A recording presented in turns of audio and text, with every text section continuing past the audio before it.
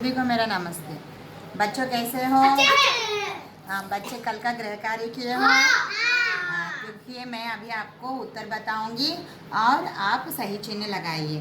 तो मैंने क्या पूछा? देखिए, सर्वनाम के कितने भेद होते हैं? 6 भेद होते हैं। कितने भेद होते हैं? 6 भेद होते हैं। फिर यहाँ मैं पढ़ रहा हूँ, इस वाक्य में सर्वनाम शब्द पहचान कर लिख रही है। इस शब्द में क्या है? सर्वनाम। मैं। बहुत अच्छे बच्चों, देखिए मैं यहाँ सर्वनाम है। बहुत अच्छा बच्चों। अब मैं सर्वनाम में और भेदों के बारे में आज सिखाऊंगी, और जो बच्चे हैं ना उनको भी तीसरा, चौथा, पांचवा और छठवां भेद भी मैं आज पढ़ाऊंगी। ठीक है ना बच्चों? देखिए यहाँ अनिश्चयवाचक सर्वनाम। अनिश्चयवाचक सर्वनाम। बोलिए, अनिश्चयवाचक सर्वनाम। अनिश्चयवाचक सर्वनाम। जो सर्वनाम किसी व्यक्ति या वस्तु का निश्चित न हो उसे अनिश्चयवाचक सर्वनाम कहते हैं।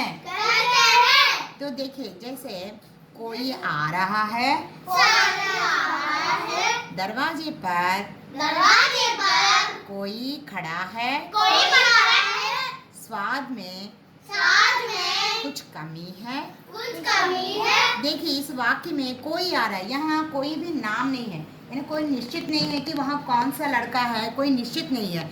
इसीलिए इसे अनिश्चयवाचक सर्वनाम कहते हैं। इसे क्या कहते हैं? अनिश्चयवाचक सर्वनाम। दरवाजे पर कोई खड़ा है, दरवाजे पर कौन खड़ा है हमें मालूम नहीं है, उसका नाम क्या है हमें मालूम नहीं है, इसीलिए अनिश्चित है। इसीलिए हम ये अनिश्चयवाचक सर्वनाम हुआ। स्वाद में कुछ कमी है, कितना कमी है हमें मालूम नहीं है, इसीलिए ये अनिश्चयवाचक सर्वनाम है कुछ। तो देखिए, अनिश्चयवाचक सर्वनाम का उदाहरण है कोई, कुछ। यहाँ नाम नहीं दिया गया, यहाँ निश्चित नहीं है कि कौन वहाँ है। उसके बाद देखिए संबंधवाचक सर्वनाम। बोलिए, संबंधवाचक सर्वनाम। जो सर्वनाम किसी दूसरी संज्ञा या सर्वनाम से संबंध दिखाने के लिए प्रयोग हो। जैसे जो कर्म करेगा फल उसी को मिलेगा। जैसे जिसकी लाठी उसकी भैंस। जैसा कर्म वैसा फल। देखिए बच्चों, इसमें संबंध बताया जाएगा, यानी जो कर्म करेगा वह उसी को फल मिलेगा, फल उसी को मिलेगा। जैसे जिसकी लाठी उसकी भैंस, जिसकी लाठी उसकी भैंस, जिसकी लाठी है उसकी भैंस है। तो यहाँ वह संबंध बताया जा रहा है, जैसा कर्म वैसा फल। हम जैसा कर्म करेंगे हमको वैसा ही फल मिलेगा। इन सब शब्दों को हम संबंधवाचक सर्वनाम कहते हैं। फिर देखिए, यहाँ संबंधवाचक सर्वनाम का उदाहरण क्या है? जो उसी, जिसकी, उसकी, जैसा, वैसा। तो ये सब संबंधवाचक सर्वनाम है। तो उसके बाद देखिए पांचवा वाला प्रश्नवाचक सर्वनाम। जिस सर्वनाम से किसी प्रश्न का बोध हो,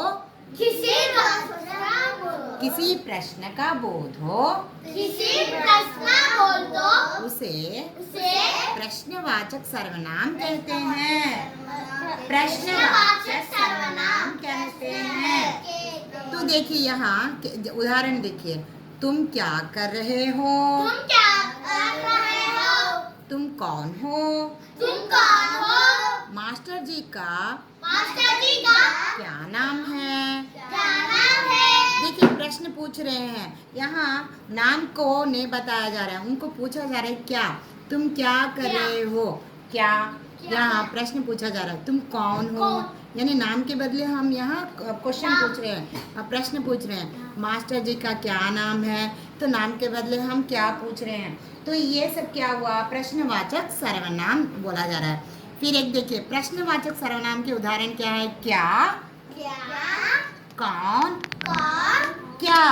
क्या, ओके ना। उसके बाद छठवां क्या है? निजवाचक सर्वनाम। निजवाचक सर्वनाम, जिस सर्वनाम से जिस सर्वनाम से निजत्व का निजत्व का बोध हो, बोध हो, जैसे जैसे मैं अपना मैं अपना कार्य करूंगी, कार्य करूंगी, मेरी बहन मेरी बहन भोजन भोजन अपने आप बनाती है, आप बनाती अपने आप बनाती है। है। मैं अपने मैं अपने पिताजी के साथ पिताजी के साथ जाऊंगा। जाऊंगा। यहाँ निजवाचक सर्वनाम बने अपने आप में हम कर सकते हैं, अपने आप को पहचानने के लिए। देखो कैसे अपना काम खुद कर रहे हैं। देखिए जैसे मैं अपना कार्य करी हूँ, यहाँ अपना क्या है? सर्वनाम है। यहाँ मेरी बहन भोजन अपने आप कर रही है, बनाती है। मैं अपने पिताजी के साथ जाऊंगा। यहाँ सब निजवाचक सर्वनाम है। तो अपना काम हम खुद बताते हैं ना, तो उसको हम निजवाचक सर्वनाम कहते हैं। बोलिए निजवाचक सर्वनाम के उदाहरण देखिए। अपना, अपना, अपने आप, अपने आप, अपने। अपने। देखिए बच्चों, ये निजवाचक सर्वनाम के उदाहरण हैं। ऐसे ये 6 भेद हुए। समझे बच्चों? हाँ। अब हम आपको गृह कार्य देंगे। देखिए कैसे गृह कार्य दे रहे हैं। देखिए बच्चों, गृह कार्य कल के लिए आपको पुरुषवाचक सर्वनाम के 2 उदाहरण लिखिए और प्रश्नवाचक सर्वनाम के 2 उदाहरण लिखिए। अभी मैं समझाई हूँ ना, आप उसको फिर से पढ़िए और फिर लिख कर लाइएगा। बच्चों ठीक है, आप लिख कर लाओगे ना? फिर कल मिलेंगे। धन्यवाद।